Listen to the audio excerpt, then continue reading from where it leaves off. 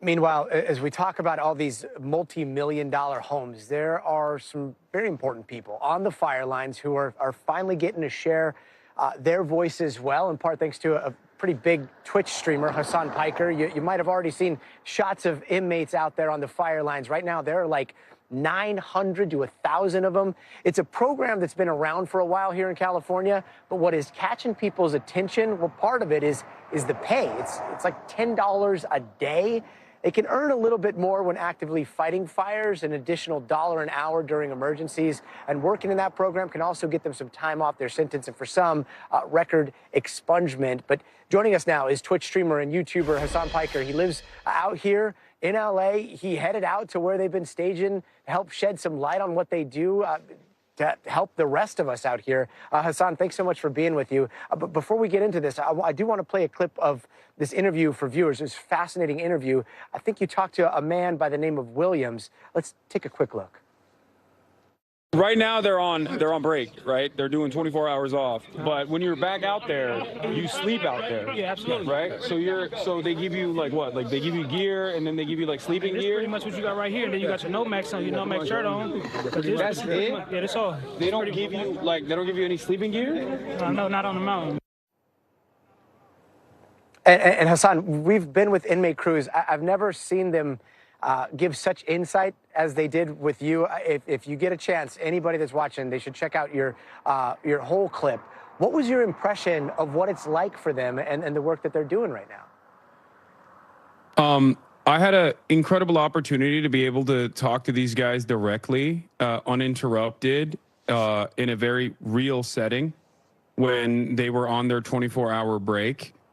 Because of the wonderful work that Scott Budnick, he's a Hollywood producer, and he started the Anti-Recidivism Coalition, is doing, specifically with the incarcerated firefighters. And in that process, I found their experience to be very dignified from their own assessment. The fact that they were able to contribute back to their communities was something that they truly appreciated in terms of the opportunity, although the conditions are still obviously very grim. And one of the major things that they brought up was, of course, the wages, as you guys also pointed out to. Right now, I believe it's around $24 a day when they're actively fighting wildfires. And I think that is one area that desperately needs improvement. Another thing that I was also shocked by was the fact that in order to be able to volunteer for this program, you actually leave prison and go to a conservation camp to get training, and then you remain there when you're not actively out in the field fighting fires. And one thing that they mentioned were the comparably much more humane conditions at conservation camps. Some of the inmates reported that they had access to weight training facilities and like actual real weights. Apparently in California prisons, you don't have access to real weights any longer. And little things like that, I think, go a very long way in making inmates feel human again, and making inmates feel like real people rather than cogs in a machine. And I think that is tremendously helpful in rehabilitation and the rehabilitative process, and also helping them reintegrate back into society after they're done serving their time. Back up again, right? Yeah, one of the most fascinating parts of the interview, I thought, was when you started to ask them about what this was like compared to what it's like in lockup. If we have some of that, can we play a little quick clip there?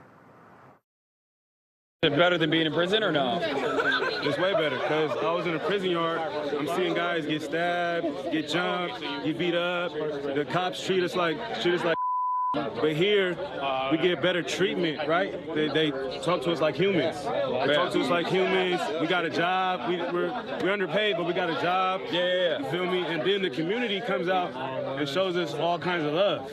We never received that growing up. We never received that kind of love, that kind of recognition for anything we've done. So now, doing this kind of stuff and all this love coming, that's life-changing. Yeah, we never received that growing up. I mean, like, again, this interview is absolutely fascinating. Do you think it's working? I think the incarcerated firefighter program is pretty successful in terms of finding a lot of the people that are slated for rehabilitation, and it seemingly has been very successful as far as what they have reported. Another thing that they kept repeating over and over again was the fact that inside of the camp structure, there's a lot more unity.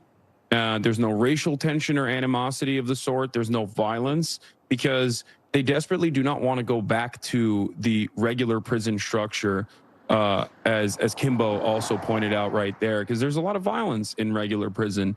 And I think that it is not only an example of the success of the program itself, but I think it's also a criticism of the current carceral state in a state like California, where the prison structure needs desperate reform, so that the entirety of the California prison system could look closer to the camp conditions that exist right now, that that help, I think, tremendously in the rehabilitative process. Yeah, it's so cool to see the sense of pride and giving back to the community. I mean, we all owe them a huge thanks, and thanks to you for helping shed light on what they're going through. I mean, we've been on the fire lines, and fire lines are hell. So kudos to all those guys that are out there doing the work. Hasan Piker, thanks so much for joining us, brother. Thanks for having me.